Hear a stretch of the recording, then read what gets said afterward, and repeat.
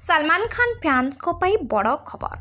बॉलीवुड देखा जाऊँगी बड़ विवाह 58 वर्ष रे बाहा हेबे भाईजान।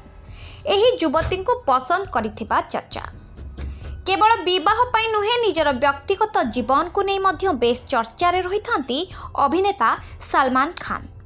लॉरेंस बिश्नोई गैंग धमक परे भाईजान को सुरक्षा व्यवस्था को वृद्धि करा जायछि, जेउथिपाई गत किछि दिन हेबो बेस लाइमलाइट रे रहिछंती एही एक्टर जनक। किंतु वर्तमान समय रे आउ एक कारण पाई बेस चर्चा रे पहुंचिछंती सलमान खान। कारणटी होछि सलमान खान को निज विवाह को नै वर्तमान समय रे लाइमलाइट रे रहिछंती। 58 वर्ष बयस रे भी सलमान बॉलीवुड रो सबुठारु प्रिय बैचलर को मध्यरु जड़े, जहां को विवाह को प्रायतः चर्चा लगी रही था। सोशल मीडिया रे अभिनेतांकर विवाह को नहीं अनेक समय रे भिन्न भिन्न प्रकार गसिप देखा मिले।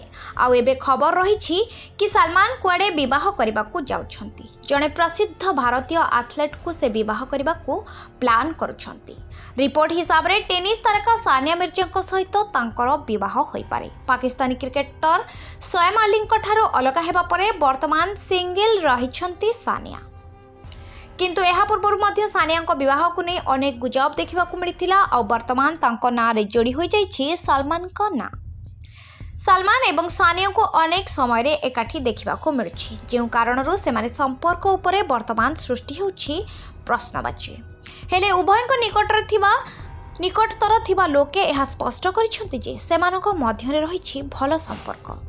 जीवनर कठिन समय रे उभयंकर समर्थन करती। तेबे सतरे सलमान बाहा हेबाकु जाउछंती ना यह एक प्रकार गुजब, ताहा तो परवर्ती समय रे जଣା पड़िबो।